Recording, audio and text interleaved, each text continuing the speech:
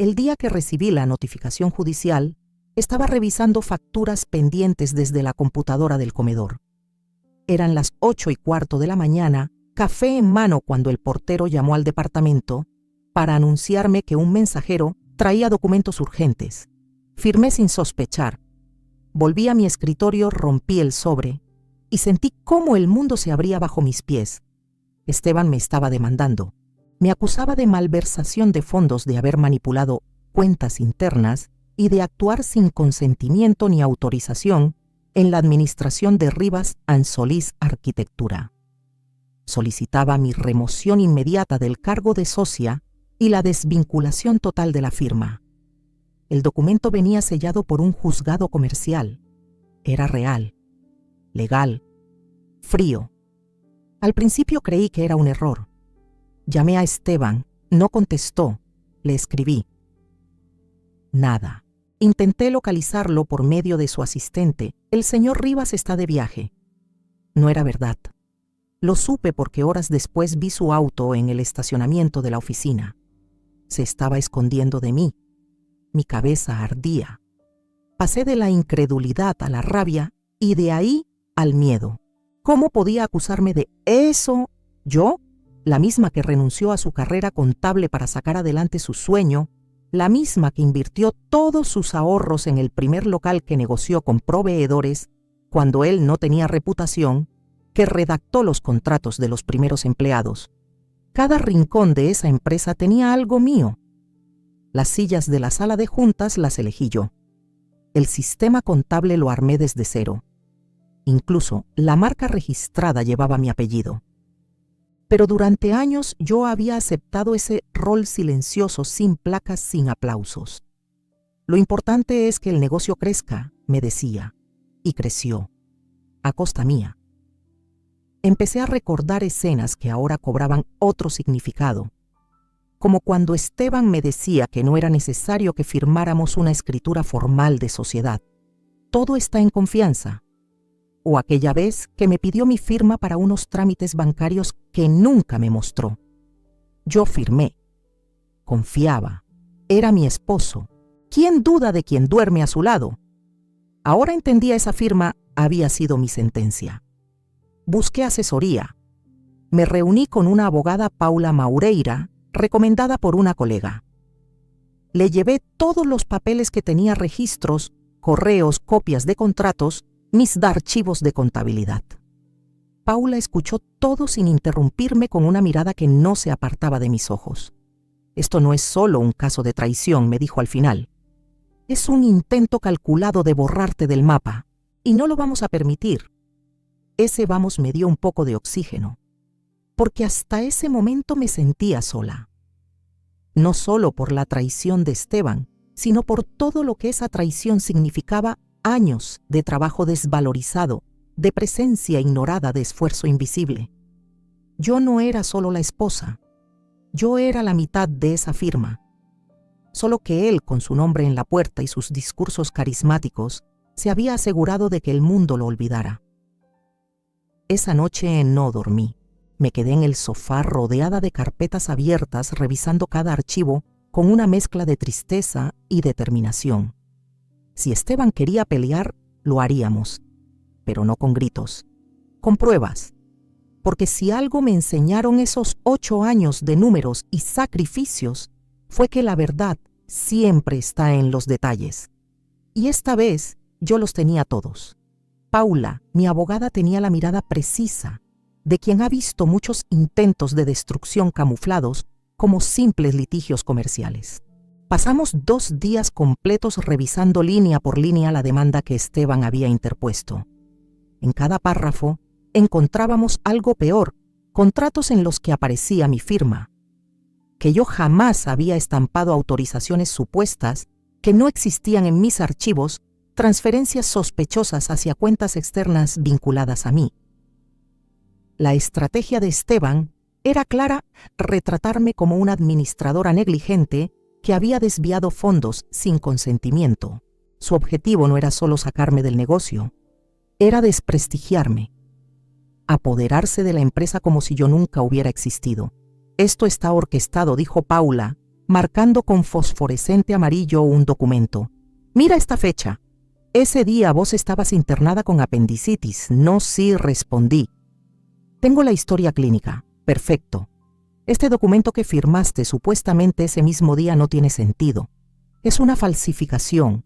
Vamos a usarlo a nuestro favor». Ahí entendí que no estaba en una pelea de pareja. Estaba en una guerra jurídica y debía armarme. Abrí mis discos duros, saqué carpetas físicas guardadas en cajas de cartón, reenvié miles de correos archivados. Tenía años de respaldo. Siempre fui obsesiva con el orden. Cada factura, cada planilla, cada movimiento contable tenía copia y respaldo. Lo que antes era una costumbre ahora era mi armadura. Pero no todo era tan evidente. Había documentos que Esteban manipuló con cuidado, contratos modificados apenas en detalles, registros duplicados y firmas insertadas con escáner. Era como descubrir poco a poco que el castillo que habíamos construido tenía grietas desde el principio y yo no las había visto. «No basta con defenderte», me dijo Paula. «Vamos a preparar una contrademanda. Pero antes tenemos que construir la línea de tiempo, el cómo, el cuándo y sobre todo el por qué». Mientras ella armaba el esquema legal, yo lidiaba con el temblor emocional. Dormía poco, comía menos. Me dolía la espalda de estar horas frente a la pantalla leyendo contratos que yo había redactado y que ahora aparecían con tachaduras extrañas. Y cada noche me hacía la misma pregunta: ¿en qué momento dejó de verme como compañera para verme como obstáculo? Lo más duro era recordar los inicios. Las madrugadas preparando facturas a mano, las visitas a clientes, las veces que yo cubrí su salario con mis ahorros, cuando la firma aún no generaba ingresos. Todo eso lo borró con una demanda. Pero si él había subestimado algo, era mi capacidad de resistencia. Porque sí me dolía. Y mucho. Pero también conocía la empresa como la palma de mi mano. Sabía dónde buscar, qué preguntar, a quién acudir. Una tarde, revisando los balances del último año, encontré un detalle curioso: varios pagos realizados a una empresa llamada Activa Proyectos Integrales.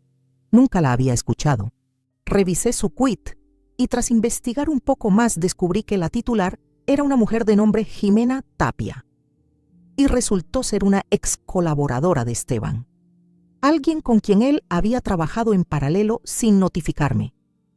«Esto es un desvío», le dije a Paula. «Parte del dinero que figura como desaparecido fue desviado a esta cuenta, estoy segura». «Perfecto», respondió ella. «Ahora tenemos más que defensa, tenemos ataque». Ese día, por primera vez desde que todo comenzó, sentí que estaba recuperando terreno. No solo estaba sobreviviendo, estaba respondiendo. Y lo hacía con pruebas, con precisión, con inteligencia. Justo como trabajé todos esos años. Esteban quiso sacarme de la empresa, pero había olvidado que esa empresa la había levantado yo. Pasé noches enteras frente a la pantalla de mi computadora. Mi casa, antes silenciosa y cálida, ahora parecía un archivo viviente, carpetas abiertas, notas adhesivas pegadas por todas partes, archivos PDF nombrados, meticulosamente por fecha cliente y tipo de operación. Era una labor que no solo exigía memoria, sino resistencia emocional. Cada documento que encontraba era un hilo más que tejía la historia real, no la que Esteban quería imponer, sino la que yo había vivido, firmado y trabajado con las manos. En una carpeta olvidada de 2017, encontré un correo que me heló la sangre. Era de Esteban, dirigido a mí, con copia a un cliente importante, donde él claramente delegaba en mí toda la gestión del contrato de obra, incluyendo pagos y seguimiento. El cuerpo del correo decía: «Como ya saben, Mariana es la que lleva el timón administrativo de nuestra firma. Confío plenamente en su criterio». Guardé ese correo como oro.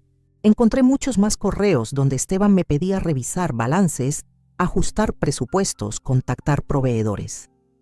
Incluso uno donde él solicitaba que yo cubriera con mi cuenta personal el pago de unos materiales, asegurándome que luego se regularizaría todo. No solo no lo hizo, Ahora pretendía usar esos mismos movimientos como supuesta evidencia de que yo manejaba dinero sin transparencia. Lo más indignante fue descubrir facturas emitidas a nombre de la empresa hacia terceros, con cuentas de destino que no figuraban en la base habitual. Empecé a rastrear una en particular, pagos mensuales de montos iguales a una empresa llamada TR Soluciones Creativas.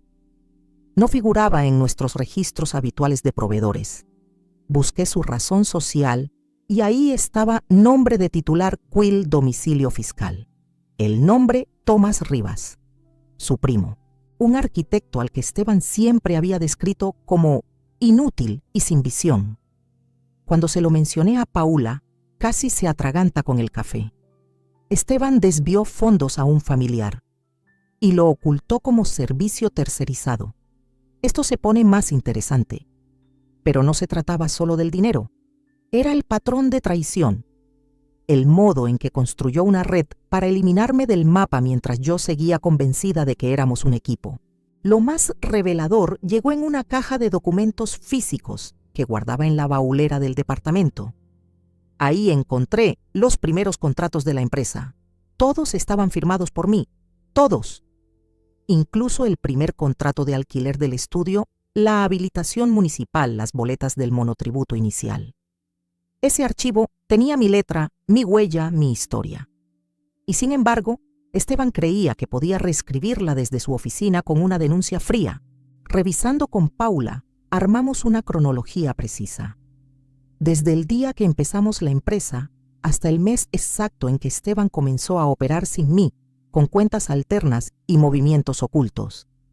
Cada detalle tenía respaldo. Cada acusación suya se caía con documentos que yo había conservado, por puro hábito sin saber que un día serían escudos.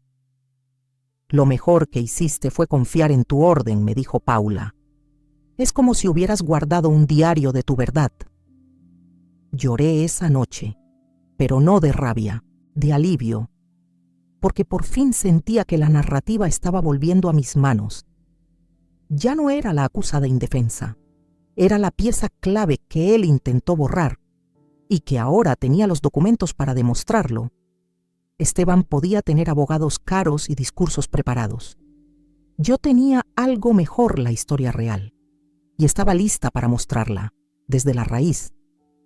No lo vi venir. Una tarde, mientras respondía correos con nuevas pruebas para la contrademanda, recibí un mensaje privado por LinkedIn. El remitente Javier Lemoyne, ex diseñador de interiores de la firma despedido por Esteban 6 meses antes bajo la excusa de reestructuración operativa. No había vuelto a saber de él desde entonces. Mariana, no sé si querés hablar, pero he seguido tu caso y me gustaría aportar algo que podría ayudarte. No busco problemas, solo justicia. Vos merecés saber lo que pasó. Al principio dudé, pero algo en su tono directo, respetuoso y sin adorno me hizo responder. Acordamos vernos en una cafetería discreta en la esquina de Almagro. Javier llegó puntual, con cara de quien llevaba meses esperando esta conversación. No te merecías lo que Esteban te hizo, me dijo de entrada. Lo sabíamos todos, pero nadie quería hablar. Ahora es diferente. Te están ensuciando públicamente y eso no lo voy a permitir.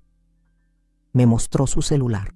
Dentro tenía grabaciones de reuniones internas donde Esteban hablaba de su plan de limpieza, como llamaba al proceso, de ir apartando personal para reestructurar la empresa de cara a una venta privada. En una de esas grabaciones se lo escuchaba claramente diciendo: Mariana ya cumplió su ciclo. Fue útil al principio, pero no tiene visión para lo que viene. Hay que sacarla del medio antes de cerrar trato con los italianos. Me quedé helada. Sabía que me había traicionado, pero escuchar cómo lo decía sin titubeos, como si hablara de un mueble viejo, dolía más. Javier también me mostró correos impresos donde se evidenciaban órdenes contradictorias que él recibía desde TR Soluciones Creativas. El nombre de la empresa pantalla que descubrí días antes. Todo cuadraba. Todo apuntaba a que Esteban estaba vendiendo partes de la firma a espaldas mías, maquillando balances y contratos. Pero no venía solo. Me dijo que otra persona quería hablar conmigo, Carla Mendieta, exsecretaria administrativa. Nos reunimos 2 días después, esta vez en casa de Paula, mi abogada.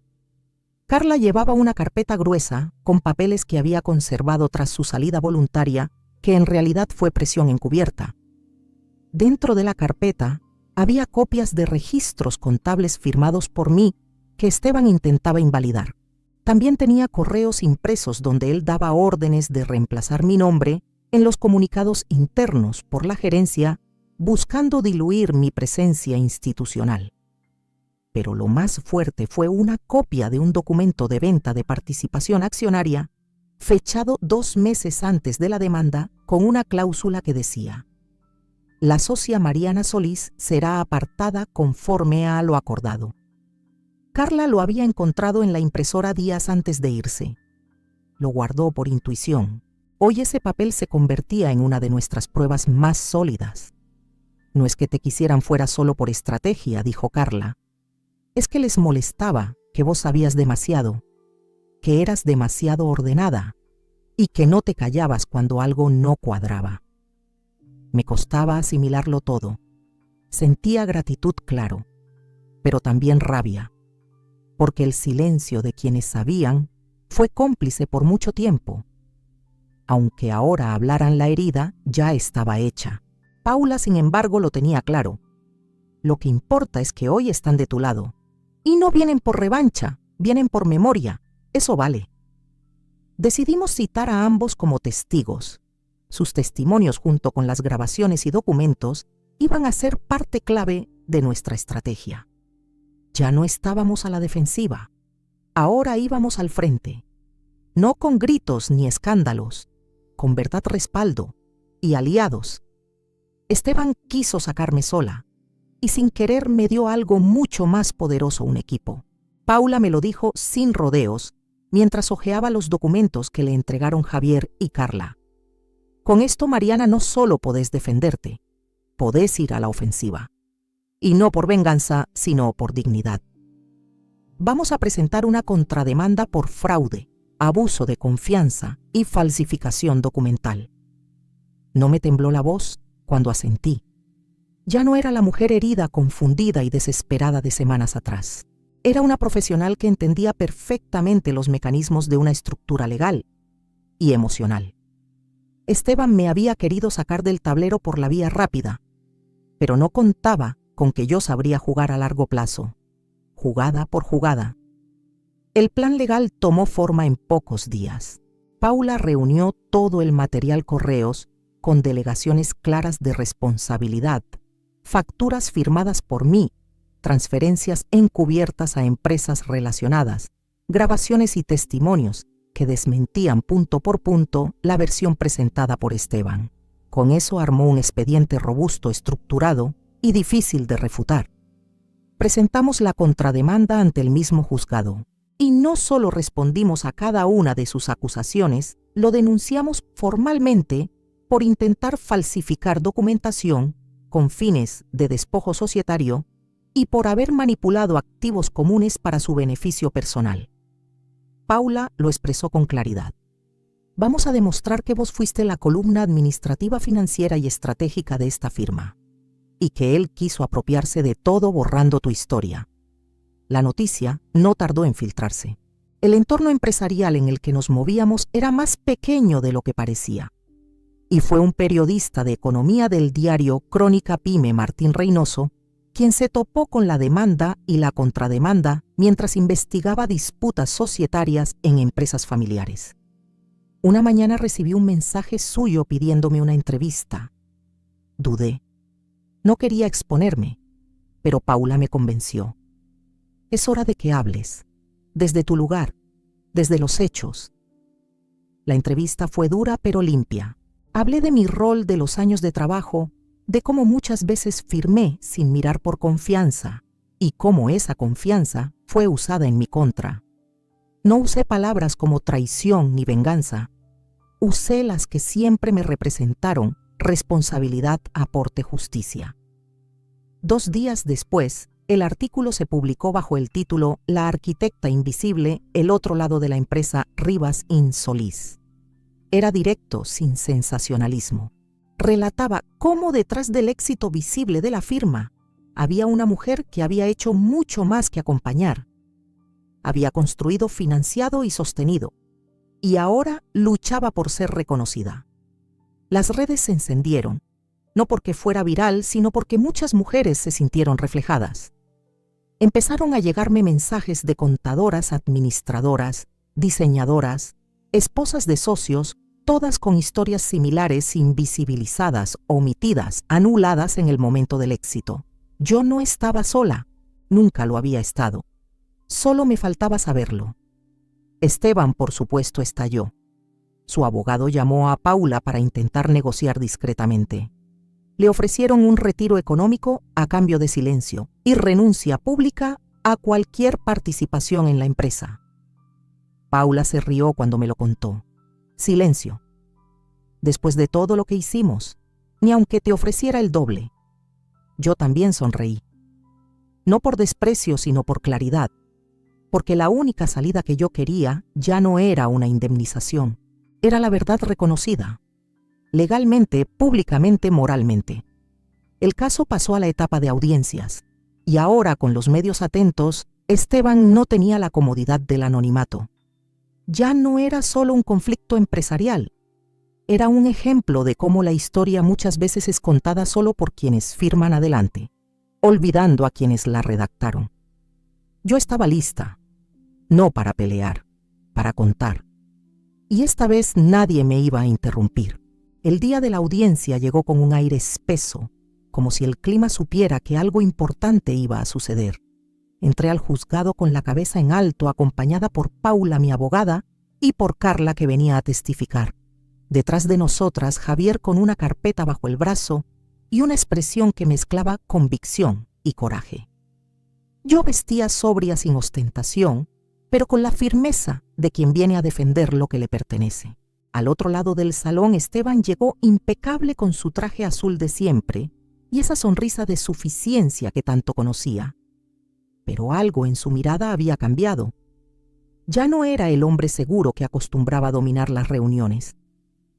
Lo noté inquieto, hablando rápido con su abogado, sin mirar ni una sola vez hacia mi lado. La jueza abrió la sesión con una mirada serena, pero incisiva. El abogado de Esteban inició su exposición con un tono formal, intentando sostener la narrativa de que yo había manejado mal los fondos y que en consecuencia debía ser desvinculada de la firma. Habló de descontrol administrativo, de decisiones unilaterales y presentó gráficos que buscaban disfrazar la realidad. Paula escuchaba en silencio tomando notas. Yo solo miraba. Las manos de Esteban temblaban ligeramente. Cuando llegó nuestro turno, Paula se puso de pie y empezó a desmenuzar documento tras documento la cronología real de los hechos. Mostró correos con delegación directa de funciones, contratos redactados y firmados por mí, facturas con mis notas y registros contables perfectamente archivados. También incluyó la historia clínica del día en que supuestamente firmé un contrato, mientras estaba internada. No solo hay inconsistencia, dijo Paula mirando a la jueza. Hay intención de fraude y uso malicioso de pruebas falsas. Después vino Javier. Reprodujo el audio donde se escuchaba a Esteban hablar del plan de limpieza y de cómo había que sacarme del medio para cerrar un trato privado. La sala se quedó en silencio. La jueza pidió que se repitiera la grabación. Lo hicimos. Esteban miraba al suelo. Luego fue el turno de Carla. Con voz firme, relató cómo fue presionada para modificar documentos internos y cómo encontró una copia del contrato de venta de acciones semanas antes de la demanda, ya con mi exclusión firmada. Sabía que algo estaba mal, dijo, pero tenía miedo. Hoy ya no. Esteban intentó defenderse. Alegó desconocimiento, delegación excesiva, errores involuntarios. Pero cada palabra se volvía más débil frente a la montaña de evidencia que habíamos construido. Su abogado pálido pidió un receso. Salieron de la sala por 15 minutos. Cuando regresaron, el tono había cambiado. Ya no había acusaciones, solo una propuesta a negociar. Mi cliente está dispuesto a llegar a un acuerdo justo, dijo el abogado, con un retiro económico significativo y la cesión de una parte de los activos. Paula no respondió de inmediato. Me miró. Yo sabía lo que quería. No busco su dinero, dije. Busco lo que es mío por derecho, mi reconocimiento como cofundadora, mi porcentaje legal y la marca. El abogado parpadeó. Esteban levantó la vista por primera vez y me miró como si me viera de verdad. No dijo nada, solo tragó saliva. La jueza tomó nota. Dio por cerrada la audiencia preliminar y dejó en claro que el juicio seguiría si no había acuerdo. Pero ya sabíamos que Esteban no podía permitirse seguir expuesto. Su imagen estaba dañada y cada día que pasara lo estaría más. Salimos del juzgado en silencio, pero con la certeza intacta. Habíamos hecho lo correcto, no por revancha, por justicia. Y aunque aún quedaban pasos legales, yo ya sabía que había ganado algo más valioso que cualquier fallo, mi lugar en la historia que él quiso borrar. El día del fallo fue una mañana inusualmente luminosa. Había algo irónico en eso. Después de semanas grises, tensas y cargadas de incertidumbre, el sol decidía salir justo cuando todo se resolvería. Yo no sabía si debía interpretarlo como señal, pero sí sabía que pasara lo que pasara, estaba lista. La jueza, una mujer de voz pausada pero contundente, entró a la sala con el expediente bajo el brazo. Nos miró con brevedad y comenzó a leer. No hubo discursos ni miradas cruzadas, solo la verdad finalmente verbalizada desde el estrado. En base a las pruebas documentales, los testimonios brindados y el análisis de las pericias contables, este tribunal determina que no existen fundamentos para considerar a la señora Mariana Solís responsable de ningún manejo indebido de fondos. Respiré. La primera capa de angustia se desprendió de mi pecho. Además, continuó la jueza, se ha demostrado un patrón de manipulación de documentos, desvío de fondos sin consentimiento societario y acciones destinadas a la exclusión maliciosa de la señora Solís por parte del señor Esteban Rivas. Esteban no reaccionó. No porque no quisiera, sino porque ya no tenía cómo. Su fachada se había derrumbado frente a toda la evidencia. Por lo tanto, este tribunal no solo absuelve de toda acusación a la señora Solís, sino que ordena la división equitativa de los activos de la empresa Rivas & Solís y sanciona al señor Rivas por litigio malicioso con multa y costas a su cargo. Los murmullos en la sala eran inevitables, no por el resultado, sino por la claridad del mismo. Era una sentencia ejemplar. El abogado de Esteban se acercó aún con la esperanza de una resolución más limpia. Podríamos ofrecerle el 60% en efectivo. Mariana dijo, evitaríamos trámites largos si simplemente acepta la mitad, más una parte adicional. Lo miré directo a los ojos. Estaba tranquila entera y por primera vez dueña absoluta de mis decisiones. No quiero la mitad. No quiero su dinero. Quiero la marca, el nombre. Eso fue mío desde el inicio. La firma original la hice yo de mi puño y letra. Y con eso me alcanza. Paula asentía a mi lado. Sabía que para mí se trataba de algo más simbólico que material. Yo no quería cargar con la empresa que él construyó con mentiras. Yo quería llevarme lo que representaba mi historia, mi esfuerzo, mi firma. Tras deliberaciones técnicas accedieron. Esteban mantendría parte de los activos líquidos, pero la marca comercial quedaría a mi nombre. También se formalizó que no podría volver a utilizarla ni una versión parecida, ni asociarse a ella bajo ninguna vía. Él había perdido el negocio, pero más aún había perdido el relato. Salí del juzgado con el documento en mano. Sentía que cada letra escrita sobre ese papel sellado era un trozo de mi voz recuperada. No celebré con champán ni lo compartí en redes. Solo llamé a mi madre y le dije, ya está. Lo logré. Ella lloró del otro lado del teléfono. Esa noche me senté frente a la computadora, abrí un documento en blanco y escribí las palabras que serían el inicio de una nueva etapa sólida. Arquitectura, ética y estructuras con historia. Ya no era Rivas & Solís. Ya no era la socia invisible, era Mariana, dueña de sí misma, dueña de su voz. Esteban no volvió a contactarme. Su firma perdió valor de mercado tras la exposición pública. Yo no me ocupé más de eso.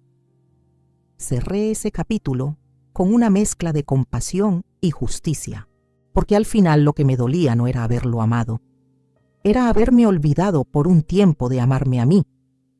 Pasaron 6 meses desde la sentencia, 6 meses de trabajo incansable de reorganización, de limpiar papeles viejos y abrir ventanas nuevas. Y así nació M Sólida, no como una revancha, sino como una declaración. No era solo una empresa, era una estructura construida sobre ética, visión y por primera vez voz propia. Empecé con poco, un par de mesas, un espacio modesto en un coworking y una lista de contactos de confianza. No contraté estrellas del mercado. Busqué talento joven, mujeres recién egresadas madres que habían dejado de diseñar para criar migrantes con títulos sin validar, pero con ideas brillantes. Porque yo sabía lo que era tener todo para aportar y que nadie te vea. La filosofía de la empresa era clara: transparencia, inclusión y propósito. Cada proyecto debía tener impacto, ya fuera una casa para una familia que empezaba o la renovación de un espacio comunitario en el conurbano. No aceptábamos clientes que buscaran atajos ilegales ni obras que implicaran explotación. A veces perdíamos dinero por decir que no, pero ganábamos respeto. Con el tiempo, M Sólida se volvió conocida en el circuito de arquitectura responsable. Nos invitaron a participar en foros sobre urbanismo con enfoque social, en ciclos de diseño sostenible, incluso en paneles de economía colaborativa. Y en cada charla donde contaba cómo nació la empresa, no hablaba de Esteban, hablaba de mí, de cómo durante años fui invisible y de cómo aprendí que no hay creación más importante que una misma. Las redes sociales nos ayudaron a crecer.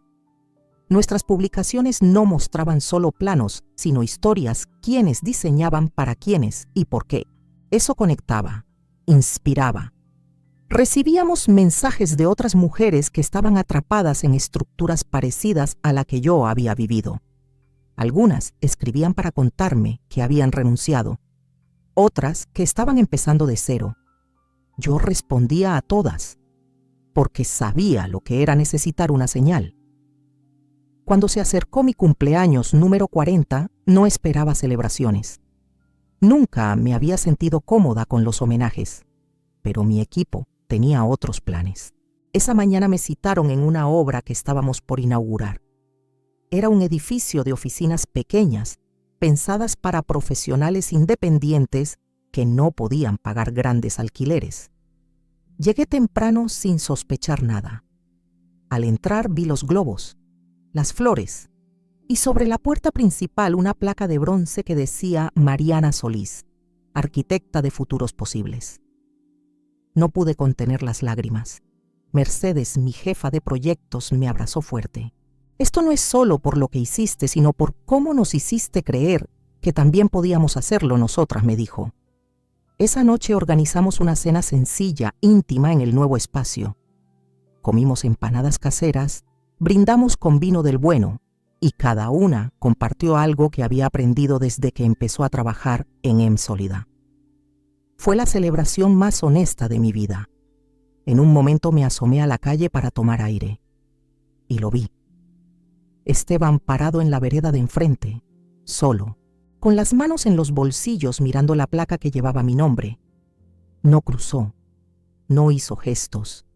Solo se quedó ahí por unos minutos y luego se fue. No sentí odio, ni pena. Sentí distancia. Esa clase de distancia que no se mide en metros, sino en caminos que ya no se cruzan. Volví a entrar. Levanté mi copa y dije, brindo por la justicia, por los aprendizajes y por lo nuevo, porque esta vez el proyecto más importante soy yo. Y así, entre risas, planes y voces propias, terminó el día. No con fuegos artificiales, sino con luz firme, como debe ser. Porque al fin y al cabo, Ya no necesitaba que me dieran un lugar. Lo había construido yo. Ladrillo por ladrillo.